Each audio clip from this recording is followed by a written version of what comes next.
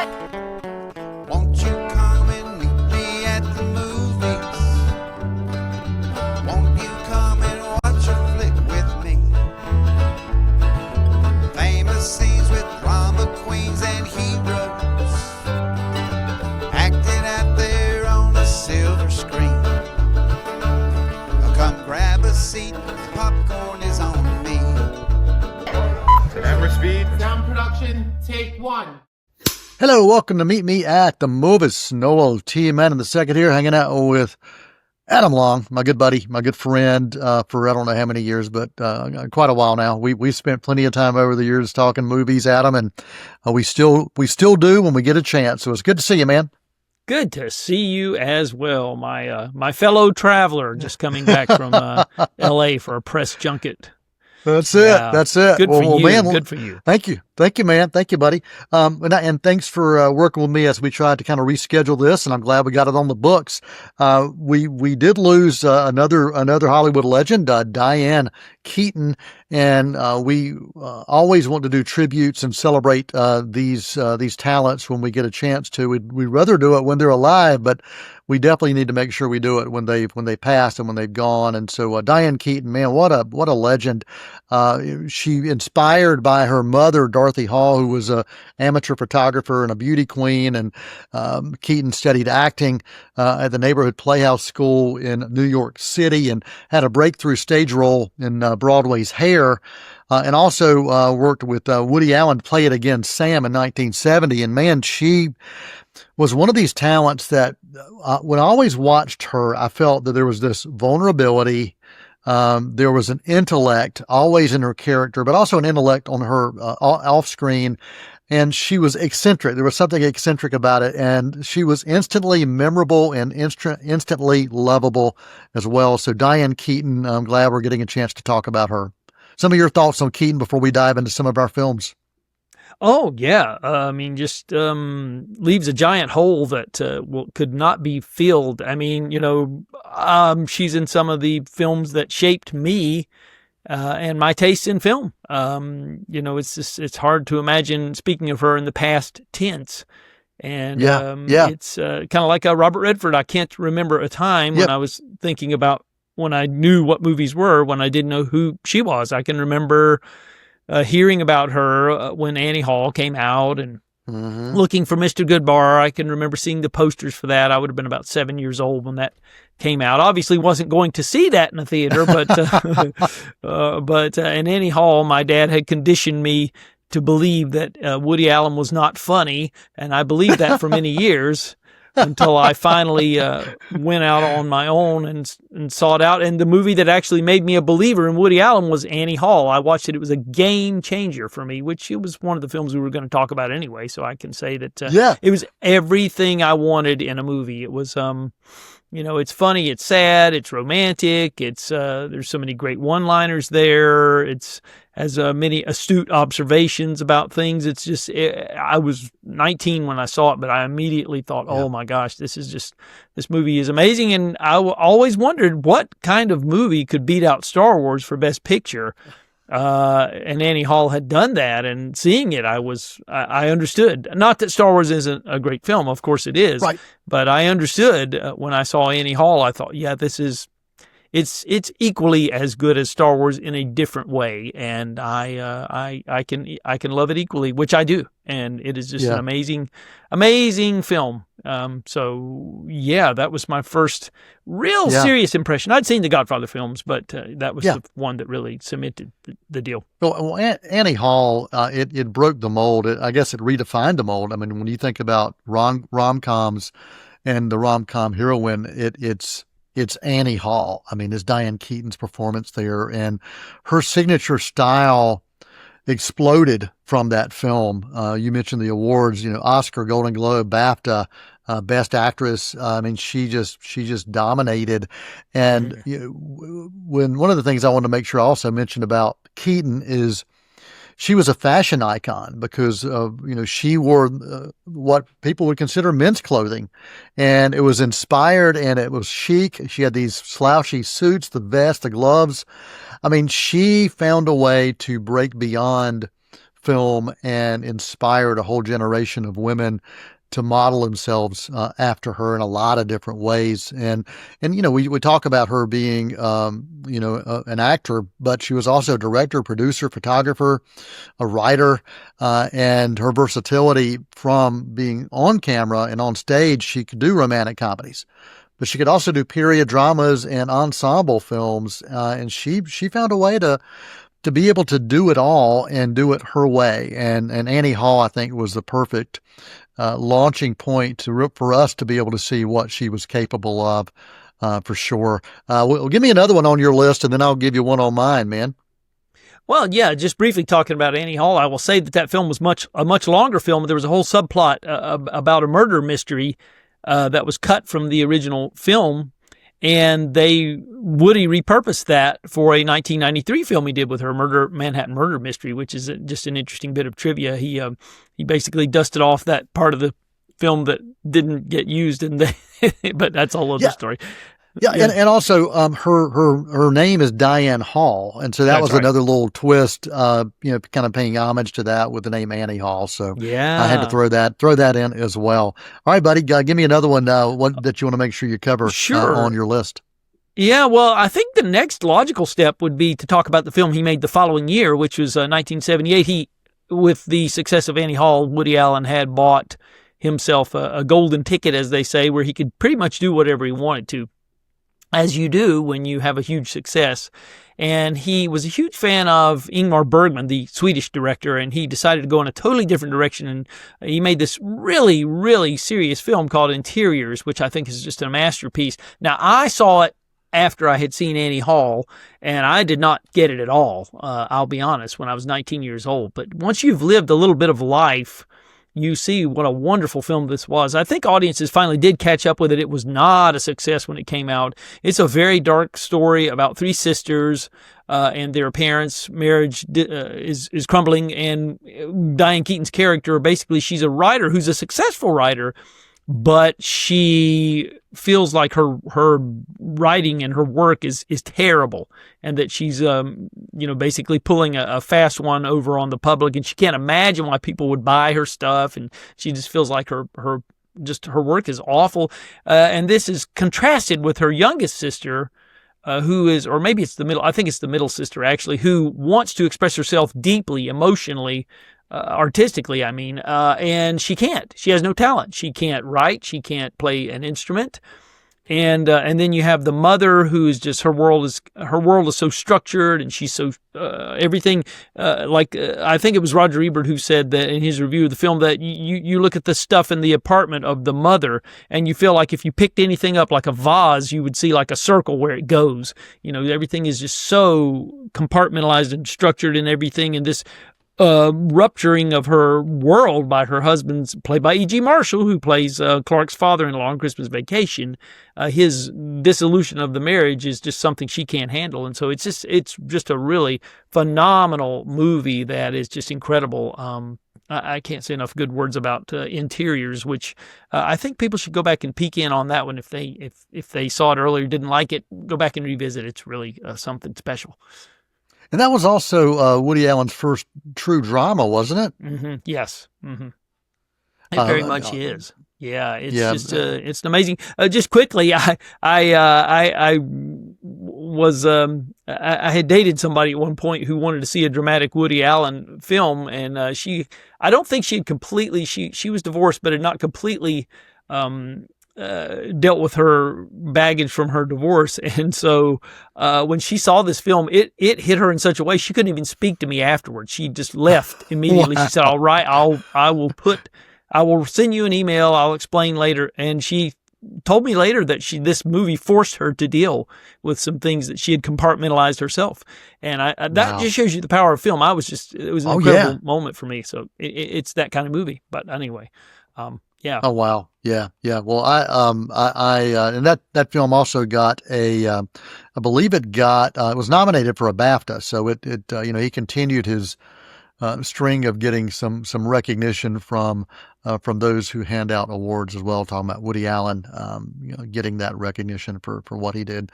We knew this, so we could not mention Keaton without Woody Allen because of their connections and what they were able to do together was just amazing works of art for sure. Well, I'm going to go in a completely different direction. I'm going to 1987's Baby Boom. This was a surprise hit. There were not a lot of expectations for this film, but Keaton stars as this business exec that ends up becoming a mom in one of the most unusual ways. And it's the first film that I actually, or the first Keaton film that I saw with the woman who is now my bride, Beth Manning, and she was Beth Lamb at the time, and she loved this film. We met in '88, and so we saw it together on a VHS tape. And I remember she just talked about how much she loved it, and so I remember us watching this together, and it was just such a marvelous film. It had this, for me, it had this Frank Capra kind of vibe for it, which was unusual and kind of unexpected. And I thought it was just a wonderful romantic comedy. And I'm glad that I got to be introduced, or I got to be introduced to Diane Keaton with my bride in this way. And then we went back, of course, and watched other Keaton films together. But just a beautiful and fun film for sure. And you get to see some slapstick, and you get to see a lot of other things, and you realize that Keaton can and could do it all. So Baby Boom from 1987 is one that I wanted to make sure that I mentioned. That's I think that was her first collaboration with the director of Something's Gotta Give, and so screenplay was written by Nancy Myers, and it was directed by Charles Shire. Nancy Myers. That's the name I was looking for. Sorry. Senior moment. Yes. That's all right. Well, I'll tell you what, we've got, why don't we take a quick intermission, Adam? Then we'll come back and dive into more of these films as we talk about the life and legacy on film of Diane Keaton. So stick around. We'll be right back. Won't you come and meet me at the movies? Won't you come and watch a flick? As Cleveland County's premier event facility, LeGrand Center is the ideal location for any event. The LeGrand Center is located 45 minutes west of Charlotte, 45 minutes north of Spartanburg, and just a little over an hour east of Asheville. Whether you're a small business looking for a place for an off-site meeting or a bride looking for that special location for her wedding, LeGrand Center is the perfect place for you.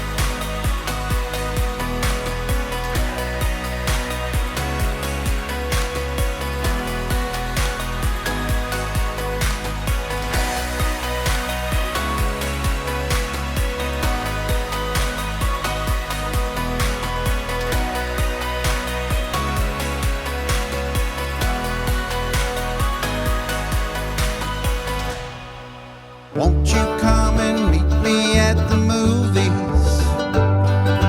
Won't you come and watch? Hello, welcome back to Meet Me in the Movies. Noel T. Manning II here with my good buddy Adam Long, talking about Diane Keaton, the legacy, the legend, the amazing talent that she was on and off camera. We're talking about some films that we feel are standouts that you may want to make notes of and go back and check out. So, Adam, what else is on your queue for films for folks to check out relating to Diane Keaton? Well, of course, one more Woody Allen film. I don't mean for this to be an entire Woody Allen show because she did so many other things, but this is worth mentioning, and that's Love and Death, which was the first film. I think it was the third collaboration. They were, of course, in Play It Again, Sam, although Woody didn't direct that. He wrote, it's based on a play. Herbert Ross, who later directed Footloose, directed Play It Again, Sam. And then they made Sleeper, which is a futuristic sci-fi type film. But Love and Death is a turning point in Woody's career because it's the first time that he's actually there's some more serious stuff here along with the jokes. Before that, his movies were just joke, joke, joke, joke, joke, and this was a more there was a good combination of more food for thought and the jokes, of course. But it's a send-up of Russian literature, and she's just great in it. Woody is it's just filled with incredible one-liners. It's a film that I revisit a lot. My son is a huge fan of it. He grew up with it and is a big fan of it as well.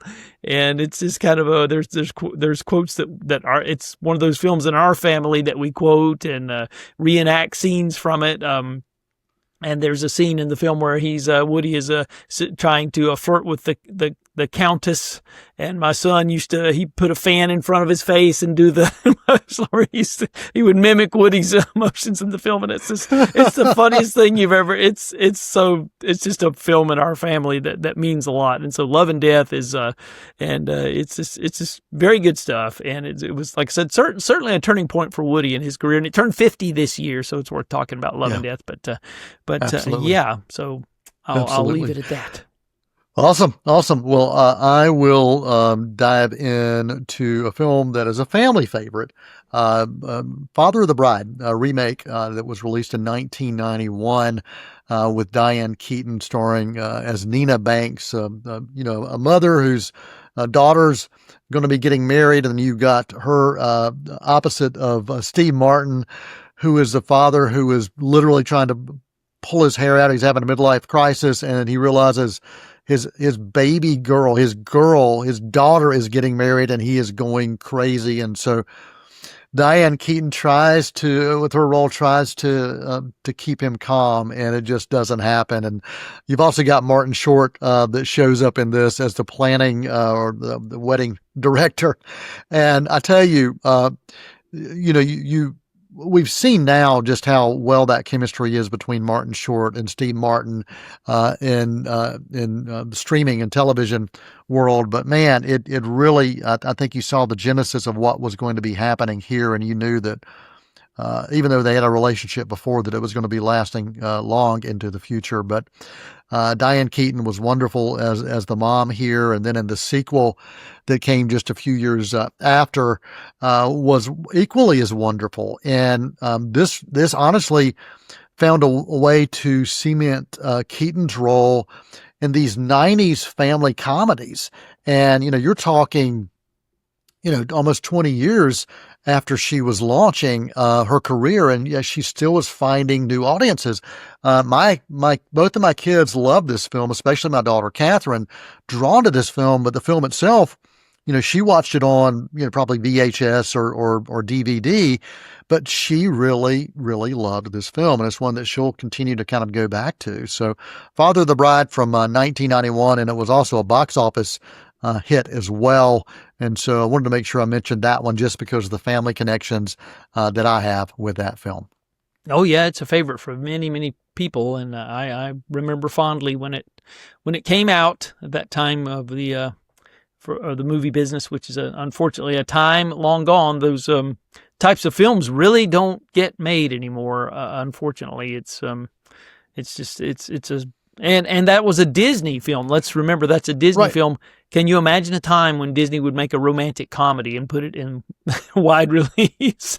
Yeah, and a family romantic comedy. Exactly. It was what was so unique about it was it spoke to families. And I at that time I remember speaking to I was at the movie theater, and then there was a guy that was leaving the theater with me, and he just had tears in his eyes, and I'm like, "Are you okay?" He said, "Yeah." He says, "I'm sorry." He says, "My daughter's getting married in about 3 months," and he said, "This movie just hit me in a whole different way." And that again goes back to what you said earlier, that cinema and story has a way of speaking beyond just what we see on screen. It speaks to who we are, what we're experiencing, our perspectives. It can say so much and do so much. So Father of the Bride, wanted to make sure I mentioned that one. All right, buddy. What else you want to make sure you cover before we say so long? And we've got a few minutes, but I just want to make sure you get to cover some other things too, buddy. Oh yeah, well we'll two more, and we'll just try to move this along. We're good. I'll let you know if we have to rush it. We're okay. All right. Well, this next one is one that definitely needs to be talked about, and that's Looking for Mr. Goodbar, released in the fall of 1977, around this time of the year, October of 77. Like I said, I remember fondly the posters hanging in the theater windows, advertising it when it was coming, and the newspaper ads. Another thing that is a thing of the past, newspaper movie ads, and Right. yeah. And Annie Hall was released earlier in the year, so it was obviously, like we talked about, a romantic comedy. And here in this film, it's based on a Judith Rosner bestseller, which was a fictionalized version of a true event. It was basically about a school teacher who was murdered on New Year's Eve in, I believe it was 1973, I believe it was, or maybe it was, well, they discovered the body. I think it was like New Year's Day, 1973. But essentially it was a woman who had become addicted to the nightlife of going to clubs and hooking up with men, as they say, and it basically proved to be her downfall. She brought home one of those people, and basically she was murdered and found the next day. And it's just a really scary story about a woman's descent into this lifestyle. And the character that Keaton plays in the film, she had scoliosis as a child, so she's trying to make up for the inadequacies that she felt as a child. So there's an emotional component to the film. But Richard Gere's in this, Tom Berenger. It's not a perfect film. I'm not going to tell you that it is. It does. I remember Stephen King talking about the ending of it, and he said that his wife tossed her cookies at the final scene. Wow. And it's pretty intense. It really is. The film was held up on home video. It never got a DVD release, never got a Blu-ray release because of music rights issues. Thankfully, they worked all that out, and last December we got a 4K Ultra HD release courtesy of Vinegar Syndrome. I have it, and it really looks great, sounds great, and there's some great behind-the-scenes documentaries and stuff, and it was just really great. I ran it for my partner. She was familiar with the more lighter films in the Diane Keaton canon. She was completely surprised at this film, and it really took her by surprise. And the other one, real quickly, Shoot the Moon, a film about divorce starring Diane Keaton and Albert Finney as a couple whose marriage is coming apart. This is directed by Alan Parker, who directed Fame and The Commitments and Midnight Express, and those are just a few of his films that he's known for. Pink Floyd The Wall, a British director, and this was his take on an American family's coming apart at the seams because of this divorce. And it's really powerful stuff, written by Bo Goldman, who was the screenwriter for One Flew Over the Cuckoo's Nest, and I highly recommend that one. It's kind of, you have to do a little digging to find it, but please seek it out. 1982, one of the great films of 82. So there you go. Yeah, I think that that her role as Faith Dunlap was really Oscar worthy. I think it was one of those that lost out during that time, because it was just a beautiful performance for sure. Shoot the Moon. I want to make sure I mention Something's Got to Give. You kind of teased that a bit earlier. Yeah. And to me, that movie from 2003, it redefined midlife romance. It was a romantic comedy, but it wasn't a romantic comedy for the young'uns. You know, it was for those going through midlife. And I think it did something a little different. We typically didn't see films that looked at relationships or older relationships in quite this way. And you talk about the cast in this: Jack Nicholson, Keanu Reeves, Amanda Peet, Frances McDormand. All those starring in this ensemble. Something's Got to Give was also a Golden Globe winner and had a successful box office run as well. So I wanted to make sure I mentioned Something's Got to Give from 2003. And one more I want to mention, just because it's just such a beautiful film to look at. Manhattan from 1979, black and white. And it is a film that celebrates, really, it's a love letter to Manhattan. And I think there's one thing that Woody Allen has always found a way to do really well on screen, is provide these scenic visual postcards to places that mean something to him. We saw it in Manhattan. Of course, we saw it in Midnight in Paris, and oh gosh, and there are others as well. But Manhattan itself, just that visual, just the beauty of the way that was shot, and in black and white, it just really, really does truly come to life. And Meryl Streep also in this film. And I know that you've talked about Manhattan as one that you've appreciated as well. I do love it. I know there's a problematic aspect with from a storytelling standpoint, because Woody is torn between his relationship. He finds himself attracted to Diane Keaton's character, but he's also somewhat involved with a teenager. And it's still, don't let that hold you up. Just try to enjoy the film, because there's a lot of greatness there, as you said. And Gordon Willis was his regular collaborator, who also shot all three of the Godfather films. We all know those are great performances by Diane Keaton. We don't have to reiterate that. That's why we didn't mention them, because everybody knows about that. But yeah, Gordon Willis, his amazing cinematography for Manhattan, and it was the first time Woody ever worked with a anamorphic format. He shot it in Panavision, so it was the first time he had ever done that, and it's amazing, as you said. So, yeah. Yeah, Keaton really, she defied what was considered a Hollywood blueprint, and she chose films that she had, I think, passions for, and I think that shows. Over 5 decades, she was quirky at times, but she was always, to me, commanding when she was on screen, no matter what time period that you look at her work. So I just wanted to make sure that we got a chance to celebrate Diane Keaton. She was distinctive.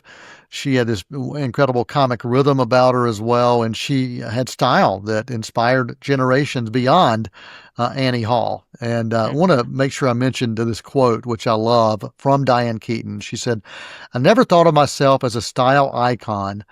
I just thought that I had a lot of nerve."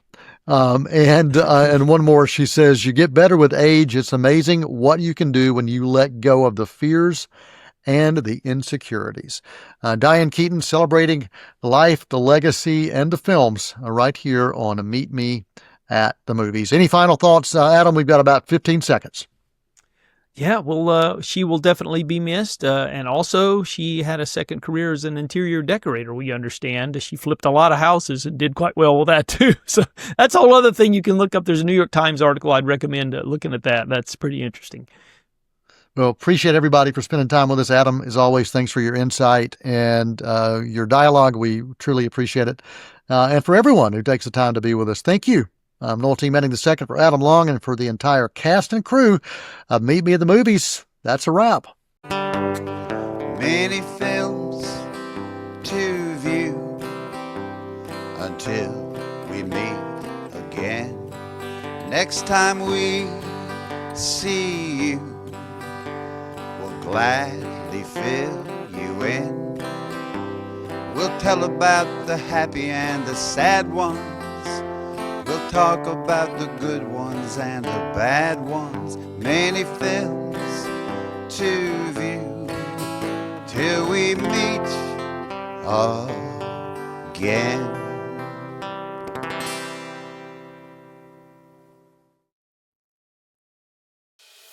Washington Outreach Ministries is one of the largest emergency food pantry in Cleveland County. We feed about 15,000 people a month.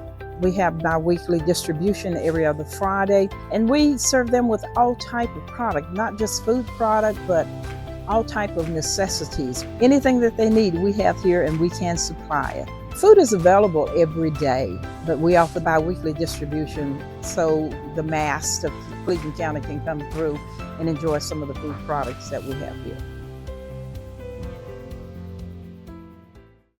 Hi, I'm Nikki Bliss Carroll, your host for Cleveland Connections, the show that explores what's happening at Cleveland Community College. Join us as we sit down with members of faculty and staff to discuss programs of study, upcoming events, and other exciting campus news. We'll have a new show for you each month on C19 TV, or you can stream us online at c19.tv. Tune in and connect with Cleveland Community College on Cleveland Connections.